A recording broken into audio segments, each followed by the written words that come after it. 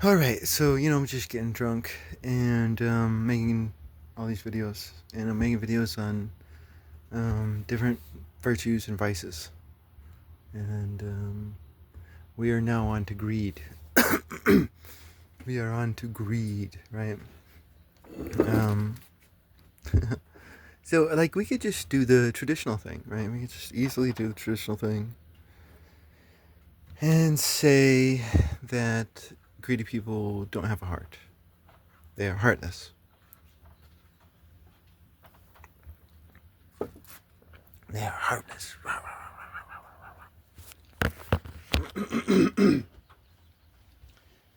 Um, sometimes that may be true, definitely. Sometimes that may be true.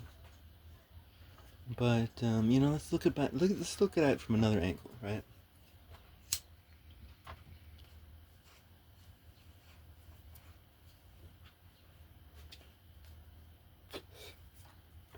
Now, there's a difference between those who are rich and those who got rich. There's a difference between those who are rich and those who got rich. um,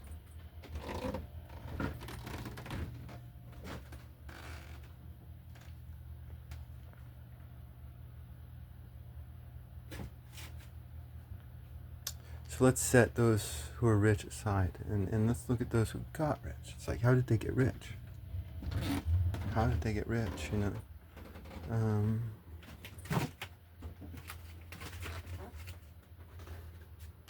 they got rich because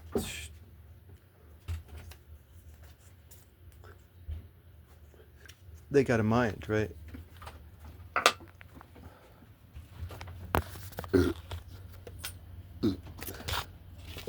There's some sort of intelligence or common sense or wisdom or some of the combination of all three that is within them, right? That allowed them to get rich. You know, and it's like we're living in a day when any stupid fool could get rich. Like shit.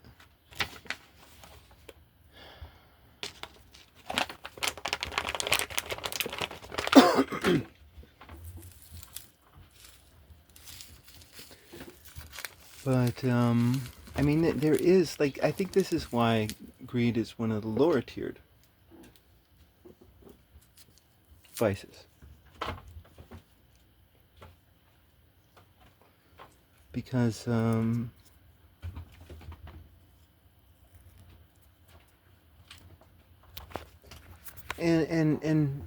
but then again we go to it all. It's like there's different types of greed. There's different types of greed, and I'm just trying to argue for the beautiful complexity of man.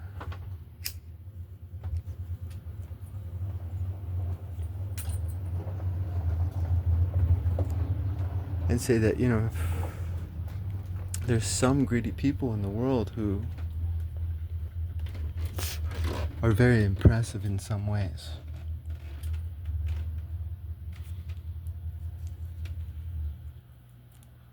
They may or may not have a heart. Or maybe they do, and their heart has been broken in terms of human relationships, but their heart lives for knowledge, and their mind lives for energy.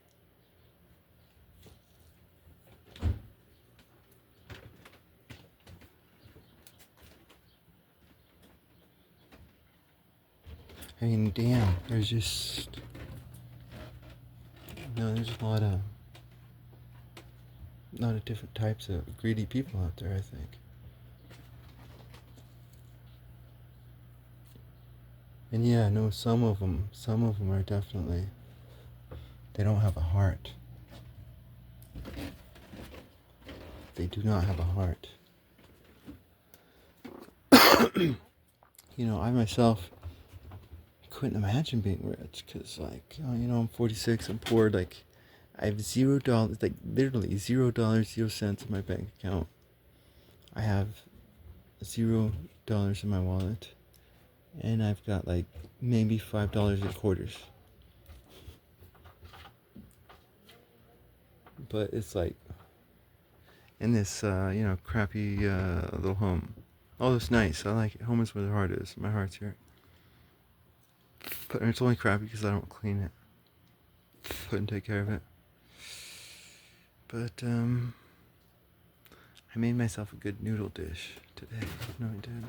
I think it's probably poisoned in many ways, but no, it's pretty good. But like damn, like I mean, I think the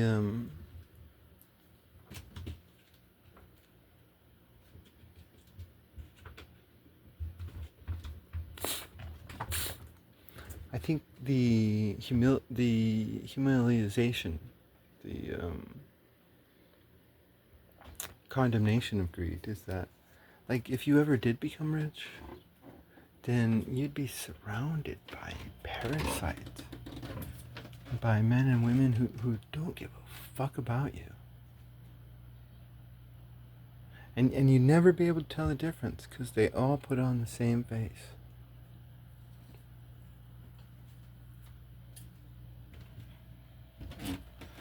And so, like, damn. It's like a lot of times the greedy man is just very poor.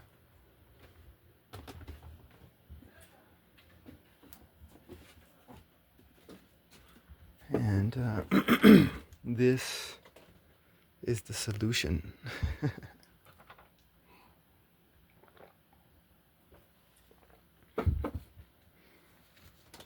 That is the solution.